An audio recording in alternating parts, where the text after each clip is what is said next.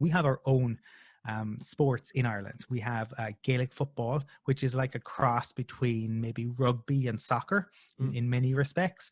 And then we have a sport called hurling.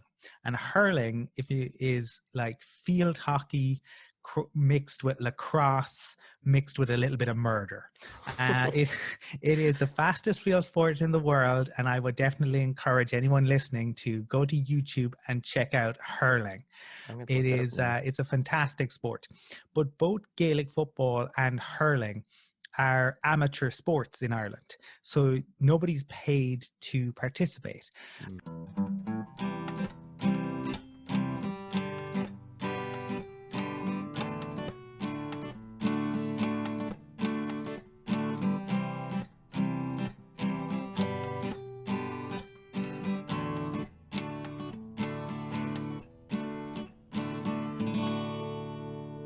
Hey guys, before the episode starts, I'd like to give a quick thanks to all my supporters.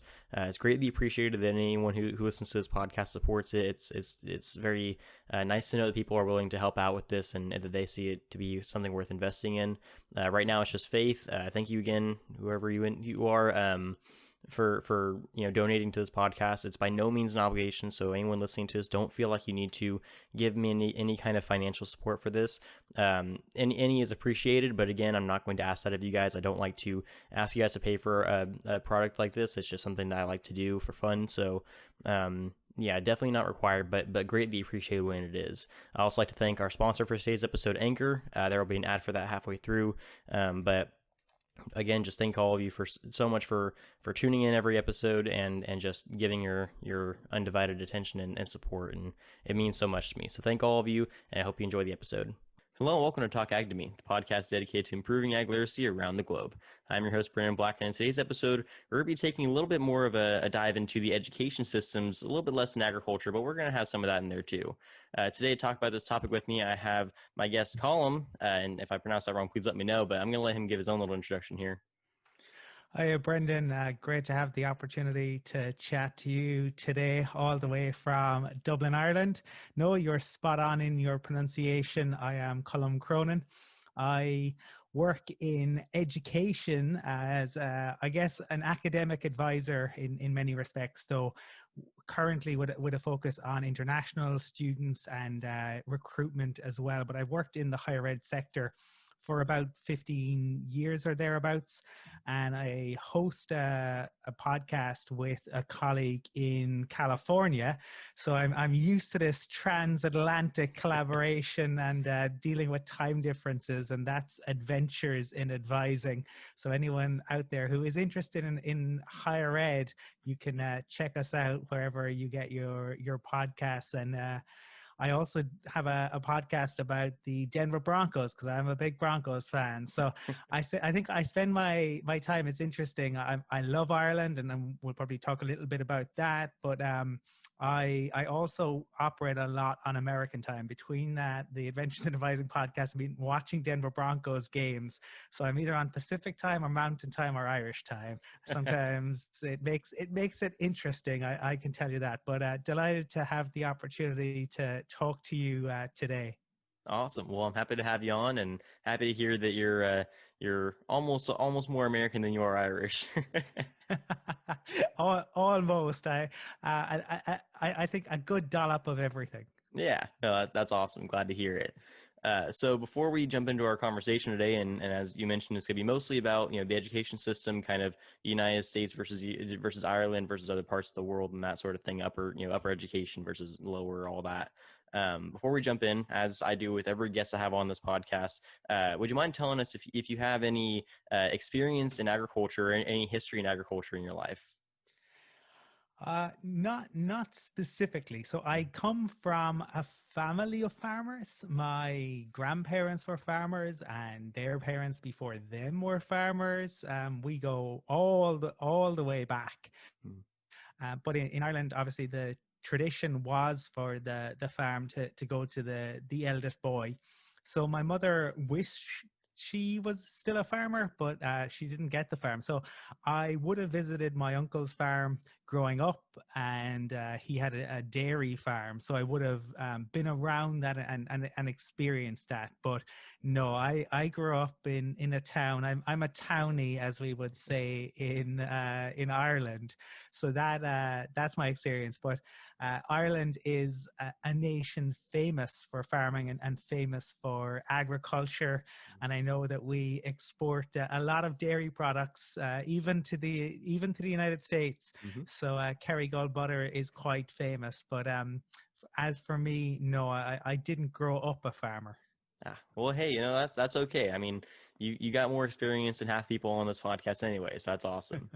And I definitely can appreciate you, coming from a country that is so rich in agriculture, as you mentioned. I mean, I'm pretty sure everyone knows Ireland for their potatoes, but they're very rich in other aspects of agriculture as well that often get overlooked. So I'm glad to have somebody from that side of the world on here. So Yeah, it's good. I mean, it's interesting because where I did grow up was actually um, part of County Cork, mm, and I am kind of in the northeast of Cork, which is very close to the Tipperary border, and that area is really known as the Golden Vale, and it was an area where they not only dairy, but I guess a lot of crop growth, and particularly in South Tipperary, huge farming country.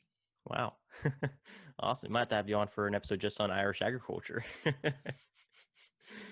But as we mentioned, that is not the topic of today's episode. Today, we're wanting to get more into the education talk. And as this is an educational podcast, I wanted to pick Colum's brain here on a few of the things that he's talked about in his own podcast and some of the things that he's noticed as in terms of differences between our education system versus his own. So I guess that's probably a safe first question. Having worked with somebody from California, have you noticed any major differences between our education systems? Yeah, there definitely are some differences, and I suppose particularly when you look in the higher education sector. So in Ireland, I think one of the major differences that I see between the Irish system and the US system is in Ireland, our higher education courses tend to be a railroad. So you kind of, if you're studying engineering, you take engineering courses. Maybe you add a language to that.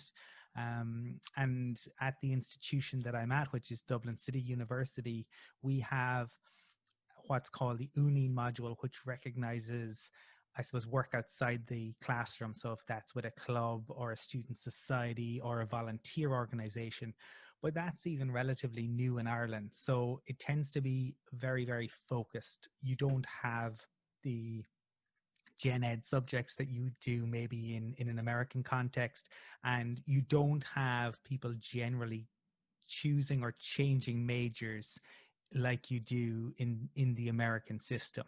So when you are 18, you essentially decide, okay, I'm going to do accounting and finance, or I'm going to do computer science, or I am going to do liberal arts, and that is your focus throughout your generally a 4-year degree, though you can do a 3-year degree in Ireland as well, but the vast majority of degrees at university level would be a 4-year degree. So that's one of the major differences that I see. And I think probably the other is cost. The cost of education, particularly for domestic students in Ireland, is significantly less than it is for American students in the United States. So we have what's called a student contribution, and that student contribution is about €3,000. And that is still in the EU, that's still quite high if you were to compare it to some other EU countries. But obviously, in comparison to a lot of higher ed institutions in America, it's significantly less. Mm-hmm. Now, because of that, there might be differences, I suppose, in terms of some of the facilities that one can access. When I visited campuses in America, and you kind of look at particularly, say, some of the sports facilities and things like that. But those are two of the maybe most immediate differences that I would see.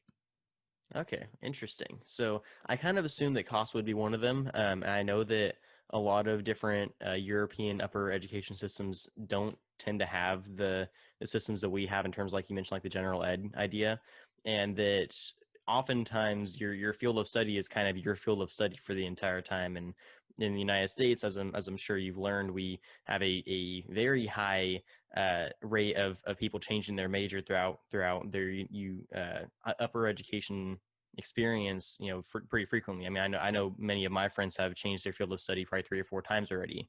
um you know i I luckily haven't been one of those. I haven't changed my field of study yet. I'm 3 years out from finishing my degree, or 2 years from my degree, 1 year from my credential. But um yeah, no, so I'm not sure, is that something that you guys see in Ireland quite a bit? Like, do people change their field of study, or is it pretty consistent with them sticking with it?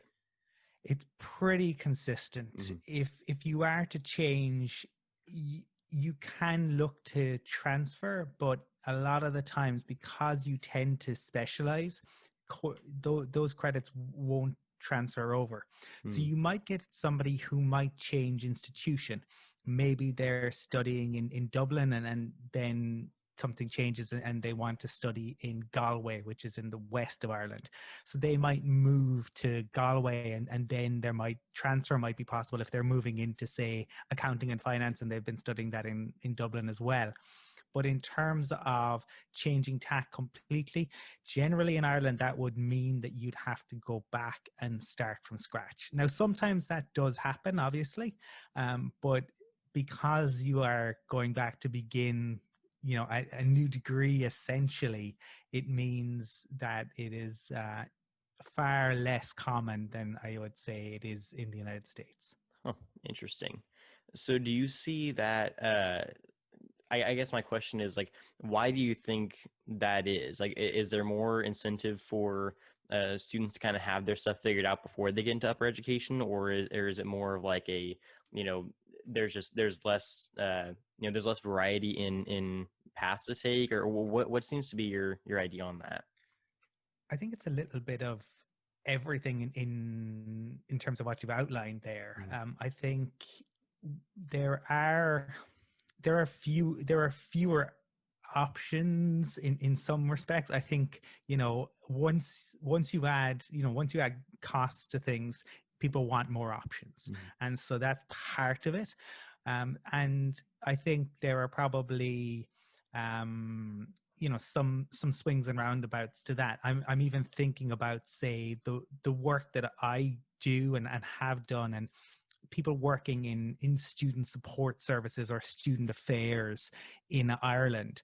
There aren't generally the qualifications that you would see in America. Like in America, you have specific qualifications in student affairs. Mhm. You don't tend to have that in Ireland. So the people working in that area might come from, they could come from any background. A lot of the times they'll come from humanities and social science. But I suppose that is one thing where it's broader, particularly at the degree level. You might, you would specialize more maybe at postgraduate, what we would say postgraduate level, graduate level, um, and then again at the doctoral level at PhDs. But even we would have fewer educational doctorates, EDDs. In Ireland, the vast majority of doctoral programs are PhD programs. So I think it is. I think when you look at the American system, the options that are there, because of, I suppose, the investment that goes into higher education there in terms of the fees, and also in terms of generally, if you make a donation to an educational institution in America, my understanding is a lot of the times that's tax deductible, and that is not the case in Ireland. And so you don't see maybe the level of philanthropy coming into an educational institution that you might ordinarily get in America. And again, so in terms of different levels of funding and different funding models, I think therefore that probably is one of the reasons that you have kind of fewer um, fewer options at that degree level. I mean, the majors are there, and obviously, look, we're talking about, say, being a medical doctor and then going on to do surgery, you can specialize in terms of, do you want to be an eye surgeon, do you want to be a brain surgeon, do you want to be a pediatrician, etc. But particularly I'm thinking maybe in the humanities and social sciences, I think it tends to be a much broader degree that you would get over here. Interesting. Huh. I mean, that would make sense because, like you mentioned, we do have very specified degrees upon, graduating with our undergrad before we go into even a graduate program. So that's interesting. One of the things I did want to touch on, so you brought up the cost a couple of times, and one of the things you mentioned before, when talking about the United States systems and why our schools tend to cost more, might be related to the facilities available. So going back to that idea with as I'm sure you learned, the United States is obsessed with sports and athletics. What do you think? What role do you think athletics play in both the cost of schools and also the school's viability as a as an institution, and how does that differ from your own system? It's very different here, certainly, because college sports are, I mean, they're an institution. I mean, I watch, say, college football games, and you have more people at a college football game often than NFL games. Mm-hmm. So your college sports are sometimes bigger than your professional sports. And the NFL is the biggest sports league in America. And yet here you are, and you look at Michigan, and a Michigan home game, or you look at Penn State. And we've had those, we've had teams travel over to Ireland. They bring huge numbers when Notre Dame come to Ireland.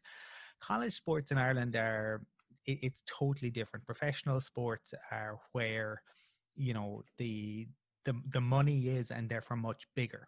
And Ireland is, it's a small little island. And so what's interesting is we love sport in Ireland. All sports are so big here, which has actually maybe hurt us in terms of, you look at some smaller nations where they might be just a focus on soccer, and they tend to do really well in that. But we have our own sports in Ireland. We have Gaelic football, which is like a cross between maybe rugby and soccer in many respects. And then we have a sport called hurling. And hurling, is like field hockey mixed with lacrosse, mixed with a little bit of murder. It is the fastest field sport in the world, and I would definitely encourage anyone listening to go to YouTube and check out hurling. It is it's a fantastic sport.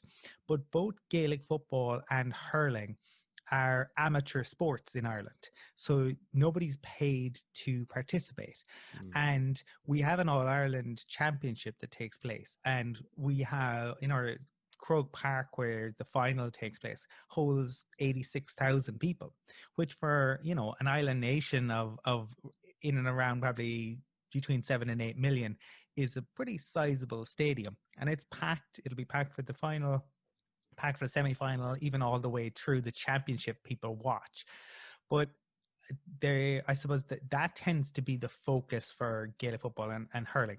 Soccer is interesting because we are so close to the United Kingdom. The Premier League is where the best soccer players tend to go, and they actually don't go to college. They tend to go to England when they are 15, 16, 17. Some of them you'll get every now and again, you'll get somebody who goes through college and then maybe plays in the League of Ireland and then goes to the UK, but it's a much rarer occurrence. So I would say that the college sports, while they are a big part of the culture of the university. You're not getting you're not getting thousands of people. You're probably not even getting hundreds of people going to watch. Wow. Maybe the the the rugby finals, or maybe the Gaelic or football, or sorry, Gaelic or hurling. But say the Fitzgibbon. I mean, it's competitive, but the emphasis tends to be outside of college sports. Mm. So they exist, but not nearly at the level that you would see in the United States, in terms of, especially in terms of, I suppose, fans or supporters, or people getting involved in that. Like I love sport. I watch all sports, and yet when I was in university myself, I really didn't go to watch the university teams. It wasn't, I suppose, where I found my home in the university. I would go to watch the Cork City team who played in the League of Ireland, but I didn't go to watch University College Cork, which is interesting in and of itself. And I mean, I'm a big fan of American football, and the Trinity, where I worked at Trinity College Dublin, they have a team. So I used to go out to watch. There would probably be 20, 30 people watching. So sport, I think, and college sport is so fundamentally different here. And the people who coach it, tend to be, they're not being paid huge salaries. So when I look at, say, Duke, or UNC, or I look at the big football schools, I mean, it is such a world away from what we have over here. And I think there are, like, benefits and drawbacks to both, because I think that sport can really help you create an identity, and it gives people something to get behind. And even very often, like, so all the sports teams in an American institution will very often wear the same colors, right? They have the same mascot, same logo. And that isn't always the case at Irish institutions. I think we're getting a little bit better than that. But certainly when I was in college, like the soccer team and the hurling team very often wore different colors. So there wasn't that kind of that way of getting behind the institution. I mean, when I see certain colors, right, you immediately know which institution it is. When you think of Texas A&M, when you think of USC, those colors. And I think that is something, that's why I think, fascinated by college football, and always revel in the opportunity to go and experience that in America, because it is so different. But obviously you see huge amounts of money go towards that. And I think it's probably, a little chicken and egg. And I think that's probably, if you have a big sports program, you get a huge amount of funding from all sorts of different sources. So if you didn't have that big sports program, would you get that funding? And yeah, I mean, you could probably argue about that till the cows come home. I don't know the answer. I'm not I don't have enough knowledge of the American system to know that, but it is absolutely incredible to watch it from this side of the Atlantic, and to see the sheer numbers, because it's just not something that we would get here. But equally, when and I suppose that's kind of the equivalent when you see, like, the professional, right, game in Ireland isn't professional, it's amateurs. So it's similar. Like, we have 86,000 people who go along every September to watch the final of the All-Irelands. And then I tell because I'll very often bring study abroad students to those games or things like that. And I say, oh yeah, those guys, they're going back to their job as a bank clerk tomorrow, or, a teacher, or car salesperson, whatever it happens to be. And they're looking, saying, there's 90,000 people here cheering them on, and tomorrow they got to go back to work. It's like, yeah, that's what they're doing. That's crazy. Yeah. Yeah. No, I've learned over the years that, sports is treated very, very differently in the United States than in most other countries. But I think in the school system is definitely playing a larger role than it would in most other institutions in pretty much anywhere else in the world. I mean, my own school, Fresno State University, I'm sure you might be familiar. Um, our football program is huge. People come from all over California and sometimes even out of state just to watch our games. And I actually have quite a few friends who their only reason they even went to Fresno State is because they grew up going to Fresno State games. So it just kind of shows the impact that the sports can have, even on attendance of the school, let alone just the culture around the school. But it definitely does play a role. I mean, people live for sports, and they support schools because of their sports programs often. So it's definitely, whether like you said, it's a chicken or the egg situation. So whether or not the impact was from the sports being included, or if the sports were included because of how big the schools got, is a different question. But regardless, it still has a very massive impact on how the school is perceived as a whole, I would say. Yeah, and it creates that community, and I suppose it allows for real engagement in a way between current students and former students. Mm-hmm. So your alumni are still very much part of the community. And, I've got very fortunate to have friends all over the United States. And, so when I go over and visit and they're like, oh, let's go because it's homecoming weekend. It's Mm-hmm. always like, there's such a buzz. So I have a collection of t-shirts and hats from universities all over the United States. But yeah, the buzz around sports can be fantastic. Yeah, no, that's awesome. So I think that pretty much wraps up my sports questions. So moving on to the next one I had, and this is again about California upper education systems. So as we've mentioned, you've worked with a California upper education system representative, I guess you could say. So I'm going to assume that you know at least a little bit about how our systems work. So I'm going to assume you're familiar with the UC system, the Mm-hmm. University of California system. So what are your observations about that system? And is there anything like that in Ireland at all? Do you guys have a chain, like a network system like that? I know that the UC system is fairly unique to California. I think the other states have similar systems, but not quite like the UC system. So I don't know, what have you learned about that, if anything? Yeah, I mean, I suppose what's interesting is it's it is, I mean, it is, I think, unique to not just California but unique in many respects in America in some ways.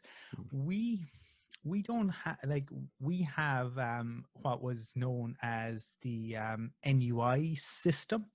Mm, And so you had I suppose a number of different institutions that kind of fell under the NUI banner.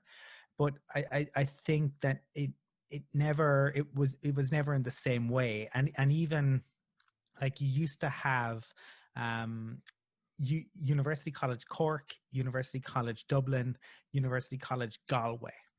And then Galway actually became NUI Galway, and you also have NUI Maynooth. So I mean, we don't have a huge number of universities, so they fall under the NUI banner in many respects.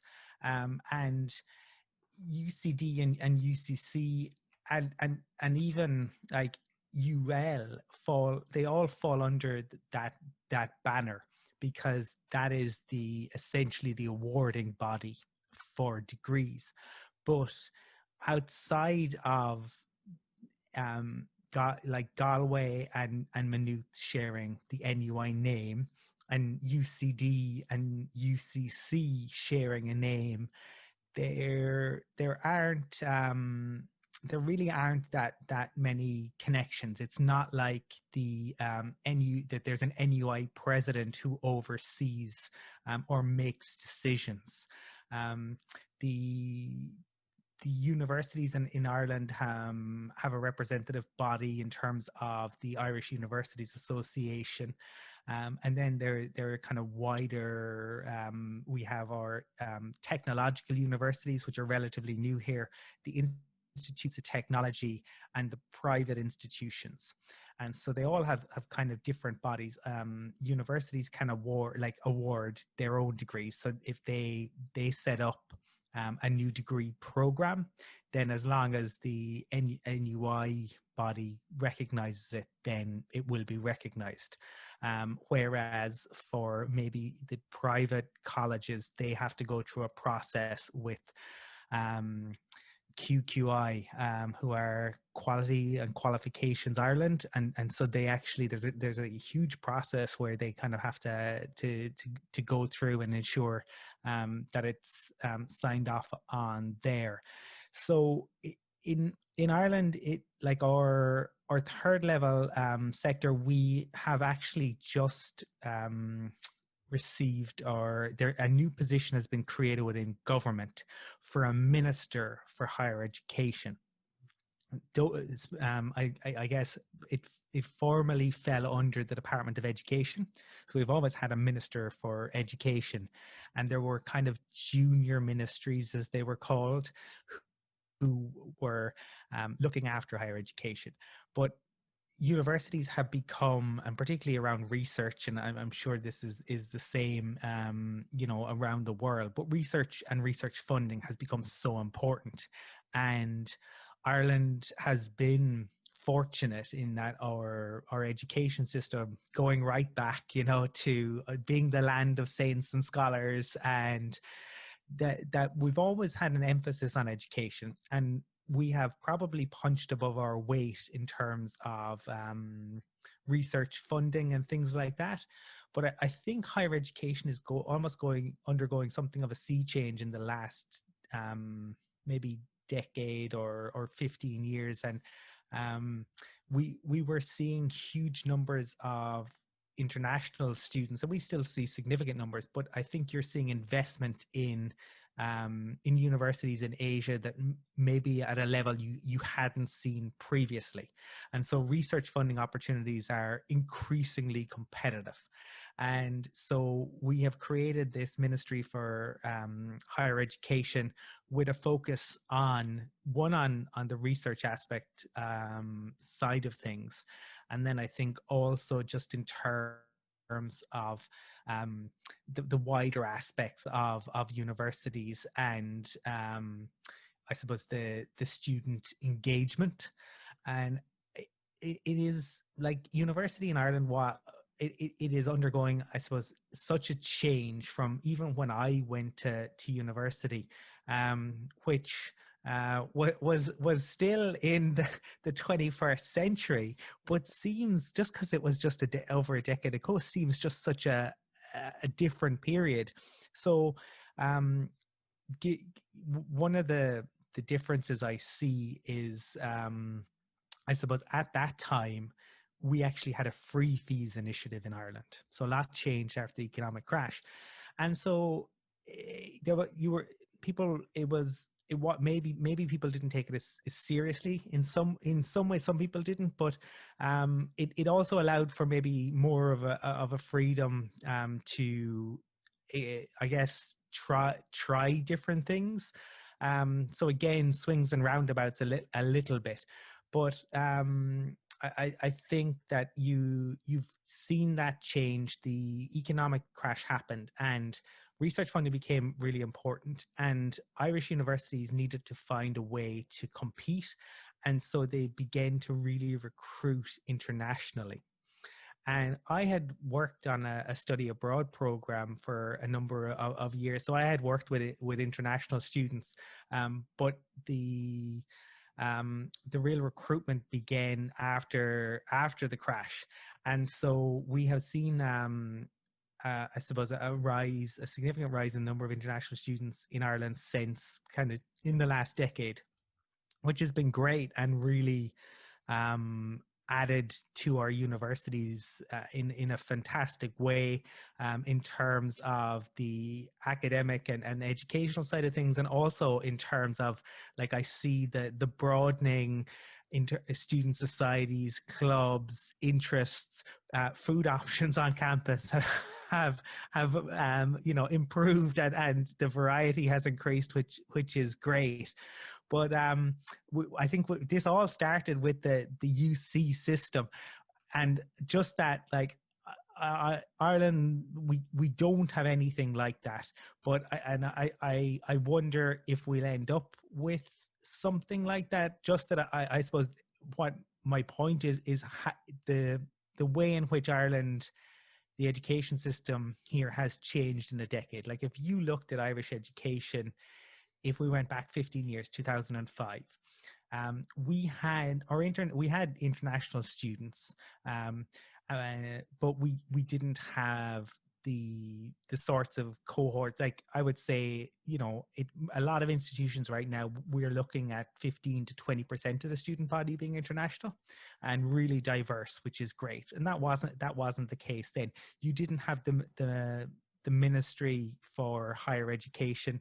You didn't maybe have such a focus on research. And we've also created these, because there are so few universities, there are institutes on each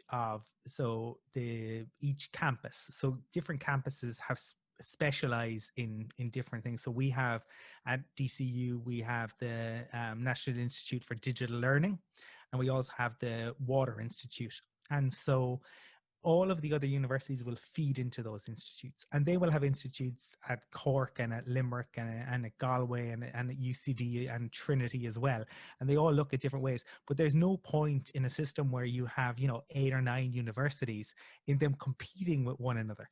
Better that they pool their resources and they look to try to win those funding opportunities. So I guess what I'm saying is, we don't have the UC system, but I do see a sea change in Irish higher education. I do see institutions working more closely together, and I see much more of a government focus on realizing the importance and the potential of higher education. And so what that looks like in a decade from now, Brendan, I think could be fascinating. Awesome. Well, I'm glad to hear that. That definitely sounds fascinating, and when you're talking about the sudden shift towards bringing scientific research back into things, bringing more academic focus back into things, being the land of saints and scholars, as you brought up. That definitely reminds me of how our UC system works here in California. We have grants that are dedicated to scientific research, to funding projects that can not only help out the students but also help scientific progression. I mean, we have our UC Davis here is a very, very scientifically based school, and it's mostly agricultural sciences, mostly veterinary sciences is kind of their specialty. But we even have UC Davis labs, nowhere near UC Davis, back in my hometown of Tulare. And we would have, if we had like a farm animal get sick and we didn't know why, we would take them there and they would do like an autopsy or a necropsy, and they would be able to tell us, yeah, this and this were what caused it, and like, it's kind of amazing how, even though it's not connected to the school at all, it still uses the school's research. It still uses the school's staffing and funding to benefit the community around it. So it's almost as if the funding isn't just to benefit the school system; it's to benefit all of the communities around the school system too, because of that research, which I think is really, really interesting. I don't know if you've had similar thoughts or not. Yeah, we do. We see similar things here in terms of in my hometown, we have an agricultural research institute. It's called Moore Park, and Moore Park is actually closely aligned with the University College Cork and with the Cork Institute of Technology. And so students from both would work at Moore Park, and again, if you were dealing with a plant disease, something happened with crops, that's where people would go. And again, that's become part of the a level of integration. So even at the at DCU, like the institute I'm at, Dublin City University, it underwent an incorporation within the last decade, whereby um, teacher training colleges. So I'm talking, particularly the kind of what we refer to as primary and secondary school. So in Ireland, primary school is generally 5 to 12, and then or 5 to 11, and then secondary school is 12 to 18. It's generally a 60 cycle at secondary school. And so you had teacher training colleges that would produce teachers to actively teach. And particularly at primary school level, it's very much a standalone degree. And you had teacher training colleges, which produced teachers for actually all over the world. They were really amazing institutions. And, particularly back in the 20th century, Irish teachers went all over the world. But what we have seen, I suppose, is kind of reflecting what I talked about. So at DCU, St. Patrick's College was a teacher training institute. And so that was incorporated into DCU. And so DCU becomes, I guess, the awarder of the degree. But what it also meant was DCU gained so much because St. Patrick's became an institute of education, and that's where our Institute of Education is based. So DCU gained all of this knowledge, and so we now have a lot of research. So you now have not just teacher training taking place, but you have PhD students and research into primary and secondary education taking place. And you saw the same in Limerick. You saw the same around the country, whereby the standalone institutes were incorporated into the university. And so I think it was really important that they didn't lose their identity, but that they became part of just a broader family. Yeah, no, that's awesome. It definitely it's interesting to hear how education systems in terms of teacher training works differently, because I'm currently studying to become a teacher, and so it's definitely, as I talk to more people from around the world and hear how they're going through their teacher training, it's crazy to me how different it is that they get to experience so many different types of education systems, and they get to see so many different things than what I see. But no, that's awesome stuff. And I actually had another question related to what you just said, but you kind of already answered it. I'm going to ask it anyways. But you'd mentioned, like, towards the beginning of our talk, that if somebody, like, when I was talking about the major change thing, if somebody wanted to specialize, or if somebody wanted to study one field of research or whatever, and they decided to change their mind, they wanted to say something else, they'd have to almost completely transfer institutions. Does that, and you already kind of addressed this, but does that mean that every institution is specialized in a particular type of education? Because, for example, like here in Fresno State, we have the Fresno State University, and within the university on the same campus, we have like the business school over here, we have the liberal arts school over here, we have the agricultural school over here, and you could just walk one building over and you're in the next school. So is it something like that, or is it like, because you mentioned you have to almost move across the country to go to a different institution for a different type of field of study? So could you kind of clarify that a little bit for me? Yeah, no, sorry. You can do that. I suppose that you have transferring, and then you have changing course. So transfer would be if you were moving institutions, Gotcha. but remaining in the same course of study. Whereas if you are changing your course of study, you have to start all over again in some respects. There might be certain things that might transfer, but you can do that at the institution that you're at if you so wish. I think there's, all of the Irish universities are comprehensive universities in that they would have business school, they would have, say, engineering and computing, humanities and social sciences, they would have science and health, but some have particular specialities maybe in certain areas. So for example, if you wanted to do dentistry at Trinity College Dublin has a dentistry school. You can't do dentistry just at every institution.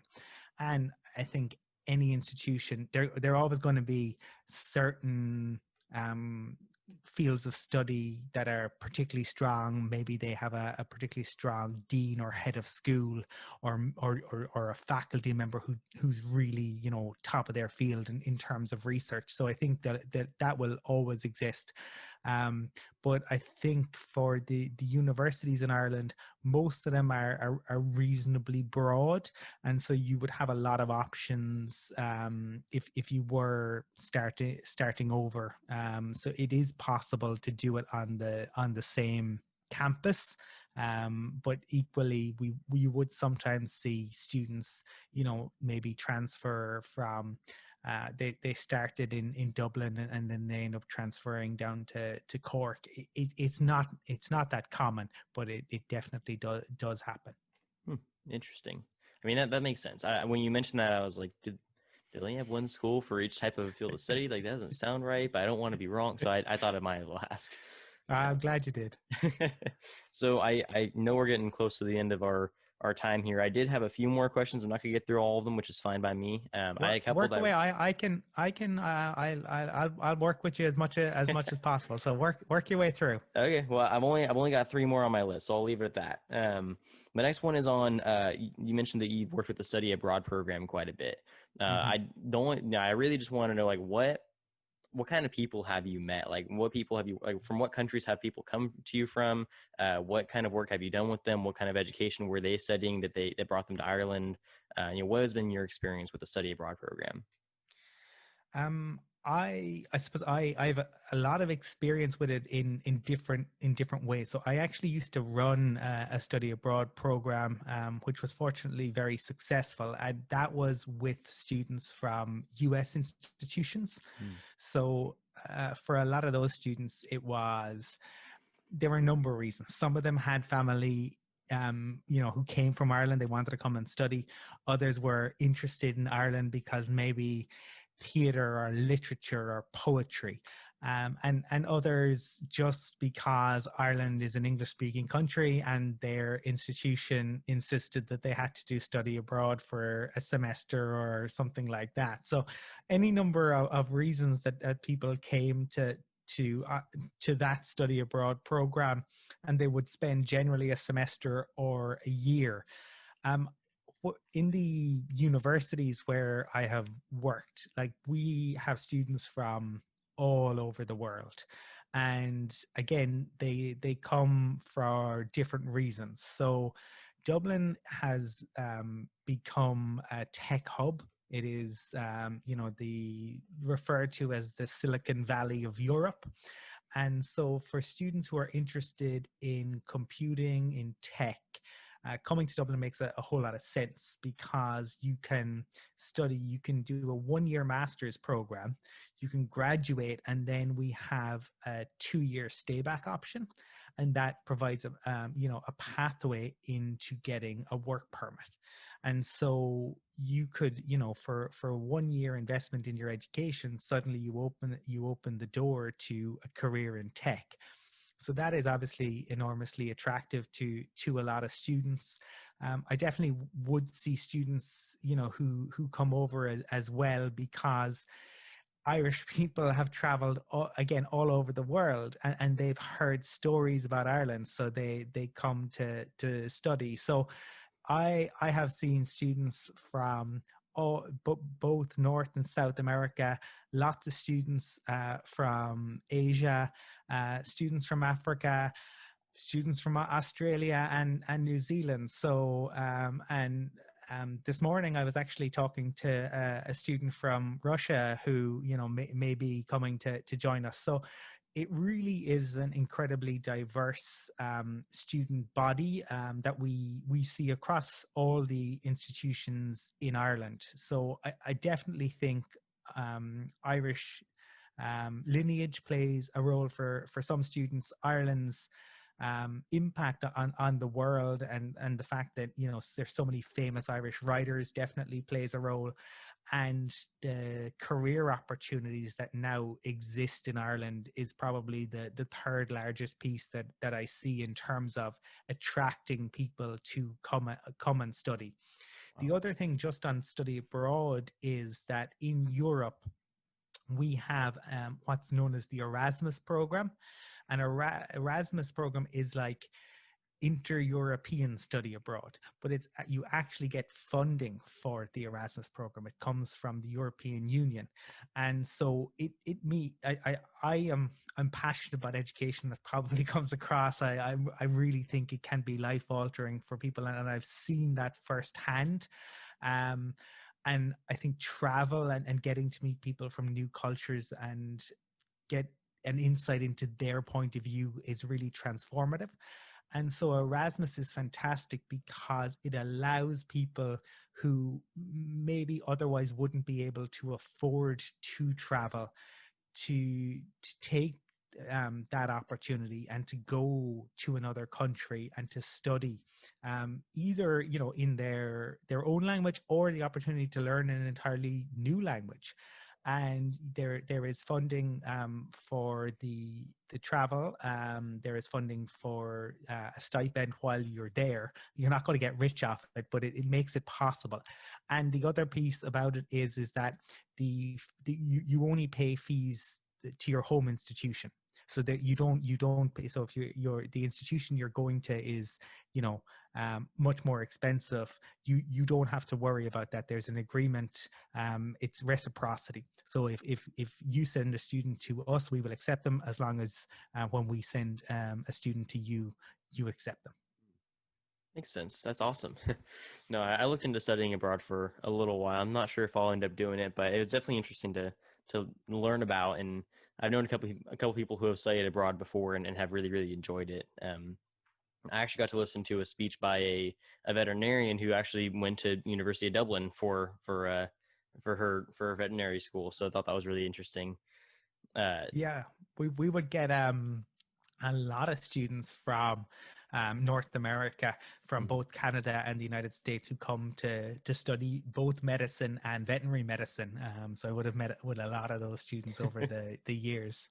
Oh yeah, no, that's cool stuff.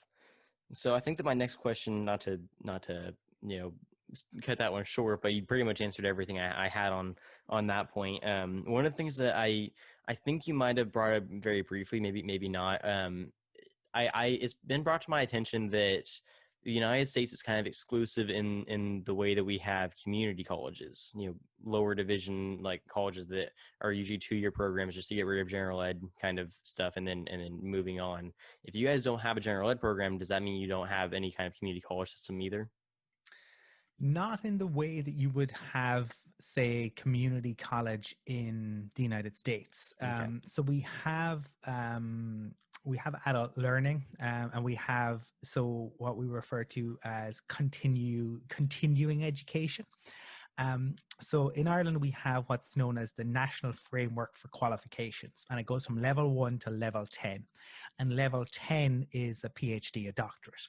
And level 9 is a master's program. Level 8 is an honors degree. Level 7 is an ordinary degree. Level 6 is a diploma. And then you work down from there. So there are pathway programs, I suppose, into university. Like, it is possible for people to undertake level 5 study that would allow them then, depending on what they study and their results, to have a pathway into a degree program to allow them to get onto a program that potentially could provide them with a level 6, 7, or 8, depending on what they left. So you can do level 5, and then you could enter a degree program. If you complete, the first 2 years of that degree program, generally you'd finish with a diploma. If you complete the 3 years, then you get an ordinary degree. If you complete the 4 years, then you get the honors degree, and you can move on. So there are ways to do that, and you would have colleges of further education. But I suppose they're not community colleges in the way that you could, you can take college or community college credits and then bring those to an institution. It's a very different system in the way in which it works. Like, I suppose one of the things that I should outline is how you apply for university in Ireland is completely different to how you do it in the United States. It is all run through a central applications office, the CAO. And so students actually don't tend to find out if what university they're going to and what they'll be studying until maybe 3 weeks before they're beginning university. Oh, wow. So it is so different to the American system, where generally, 1st of May is like, the day everyone kind of finds out for the most part. And that's because the majority of students go through, they do at the end of secondary school or the equivalent of high school, you do a set of exams called the Leaving Cert. And your Leaving Cert results are what dictate getting into university. And so the CAO is like a supply and demand system. So essentially, let's say you wanted to do actuarial science, okay, which popular. Let's just say that the university only had 10 places on that. And let's say there were 15 people who applied, just to make it simple. The people with the top 10 people with the best results who applied for that will be offered a place, and then if they don't take it, then they are the next person down. But that's the CEO is like kind of works that system for thousands. It's obviously the way in which they do it, but it is very different. So it's all based entirely off of your academics. So there's no personal statement. There are no references. It's entirely off of one set of exams. But the CAO also they do mature student applications as well, and so they would also look a lot at, I suppose, though sometimes those further education courses again. So it's not as simple as I'll go here and I'll take maybe 5 credits and then I'll be able to bring those credits. No, if you're interested in doing a degree, there'll be a very specific path that you will have to follow to move into that. So it is very different to a community college system. But I guess what I'm saying is that there are ways in which, if you don't go to university straight out of school, because there can be any number of reasons why that's not an option for people, that there might be options again further down the line. Gotcha. Huh. That's interesting. Yeah, that definitely makes a lot more sense. And I guess it wouldn't make as much sense for you guys to have a community college system, because in the United States, we mostly use it as a way of cheaper education, which you guys already have, as a way of getting rid of general ed, which you guys don't have, as a way of simplifying, our pathway. And you guys have already had like the most simplified pathway possible. So it's kind of, cuts out a lot of middleman work for you guys. So that would make sense for you guys to not have a system similar to our community college system. But awesome, that clarifies that. My final question for you, and this is one that I have to ask because this is an agricultural podcast. You mentioned Moorpark, the agricultural science school in Ireland. Is that the only agricultural institution? And what does the agricultural education system look like, both in higher education and in like lower education, like secondary school kind of stuff look like for you guys? No, it certainly isn't the only. I suppose Moorpark is more of a research institute, so it would be where people could go to carry out research. You'd get a lot of PhD students going there, but you'd also get students who are at university going there, maybe to spend some time or to do some work in over the summer. We do have an organization called teagaisc, which is an Irish word. Gaelic, we just call it Irish, but it seems to be referred to as Gaelic in America. Mm-hmm. But they would do a lot of, again, kind of further education courses. So for people who are maybe working as farmers, who come into a family farm and maybe don't end up going straight into university or things like that. So they would do maybe some of the more even specialized courses. So things like crop and machinery management, or dairy herd management, or horticulture, forestry. They would offer things like that, poultry management, and they do that. But they also they do offer degrees as well in agricultural science, and those degrees would be run through universities. So when I worked at, I'm now at DCU, but I was at UCD, and UCD has a huge school of agriculture, and it's incredibly well regarded, and they have wonderful courses within that. So you can do a degree in Ireland in agricultural science, and many of the universities or the IoTs would have different degrees. So be it agricultural science, be it agricultural management, environmental management, agribusiness has become really, really big in the last maybe decade or so. So although it is like it they're kind of two frameworks. So there is a framework for people who are working full time, and they're and are doing shorter courses.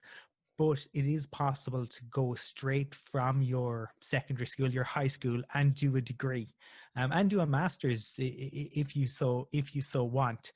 So depending on where or what you want to do.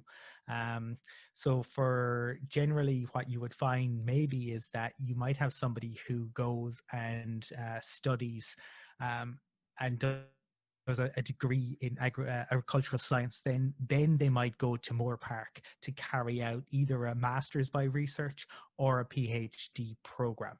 So Moore Park isn't the only agricultural research institute either.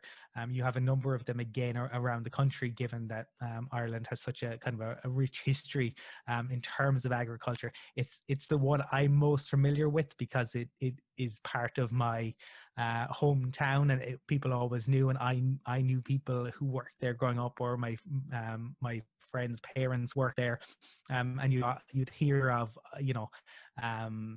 of them being involved in different pieces. But no, agricultural education is enormous in Ireland, and it is a huge part of university life, and the ag societies. So as we say, the student societies, the ag student societies are always known for being really good fun, for organizing really great trips, for organizing a lot of really good social events, and can sometimes be so, particularly in Dublin. I mean, in an Irish context, Dublin is an enormous city. Again, this is a country, right, an island of 7 or 8 million people. Dublin is about coming up probably on 1.4 million, Greater Dublin. So for a lot of Dubs, they like Dublin is a big city, and the rest of Ireland is very different, particularly if you go down south or out west. It is the great bucolic nation, the green rolling hills, all of that is true once you go outside of Dublin. But for a lot of Dubs, they grew up in Dublin. They haven't really seen that. They're out, they can go to the seaside in Dublin, sure, but to see the vast open countryside.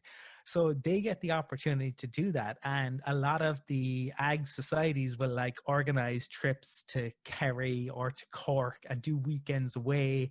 And, a lot of times you'll have students who maybe aren't studying agricultural science, but who grow up in Dublin and who want to experience being out in the country and going to a farm and seeing what life there is all about, will take advantage of those weekend trips, because if you don't have to be studying on a particular course to join a student society or to go to a student society event.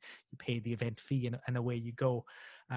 So I suppose I'm aware that those events tend to be really good fun, and yeah, it is an enormous part of Irish culture.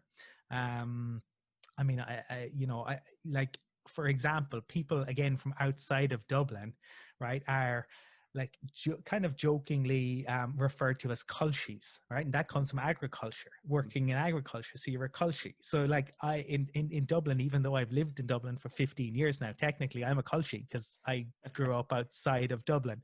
So I mean, I think that gives an insight, even the fact that we refer to, and that's still used, and it's used like people like would refer to themselves and as a as a term of endearment as a culshie. I'm a big culshie, and you're proud of being a culshie.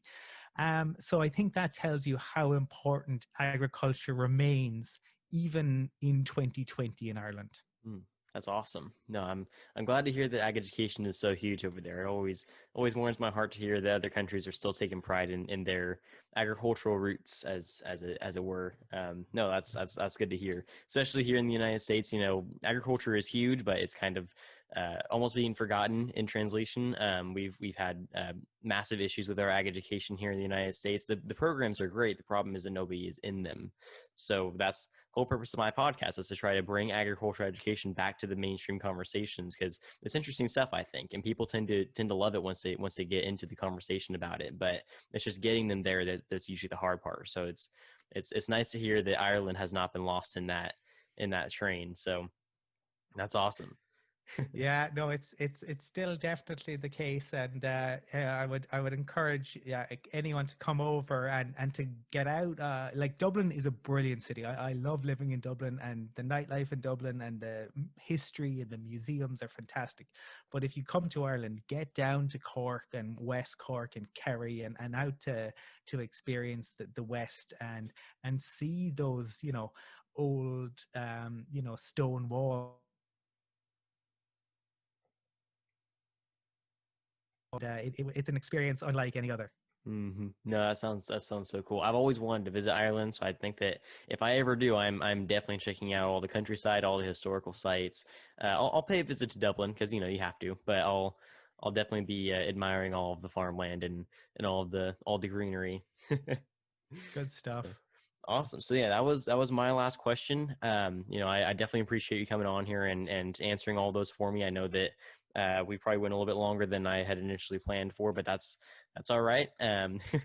It's all good conversations, and I'm putting together a kind of a compilation. I'm trying to get an ongoing list of research going on agricultural education, how it's being handled in different countries, and so this checks Ireland off my list, which is awesome. But yeah, Good so stuff. Yeah. yeah, thanks again for coming on. I'd like to give you the opportunity to plug anything you want to plug, let people know where they can find you, or just kind of remind people who you are if you'd like. Perfect. Yeah, no, Brendan, it's been absolutely brilliant, and really enjoyed the opportunity to chat to you on the podcast. I love storytelling. I love meeting new people. I love talking, as you'll have gathered. So I do love hearing from people. You can find me on Twitter. For those of you who are on Twitter, I'm at Colum from Cork, because I'm proud of my Cork heritage. The higher ed podcast that I have is Adventures in Advising. And it's not just about academic advising. We speak to faculty members, we speak to student support professionals, we speak to students as well about their experiences of higher ed. And you can find Adventures in Advising. I think we're on every single podcast platform. You can also find us on social media on Facebook, Twitter, and Instagram at Advising Podcast. And for any of you who enjoy the NFL, if you're a fan of the Denver Broncos, check out Broncos Europe. Or if you're a fan of any other team, I also am involved in the Irish NFL podcast. So again, at Colum from Cork on Twitter, and we'll have a bit of banter about the NFL. Awesome. Well, I will definitely be checking all of those out, and I'll be putting all those down in the description so you guys can hear them as well. So, yeah, no, that was a lot of fun. I'm really glad to have you on here, and I hope everyone enjoyed having our friend from the Emerald Isles on here. It's always a pleasure to hear from other voices from around the world. But yeah, I think that pretty much covers it. So I hope all of you enjoyed the episode. It was definitely a lot of fun, and I enjoyed it quite a bit. Thank you again to our guest and to all of you who are tuning in. And thanks for all the support that you guys give on every episode. Thanks again to Faith for donating to this podcast.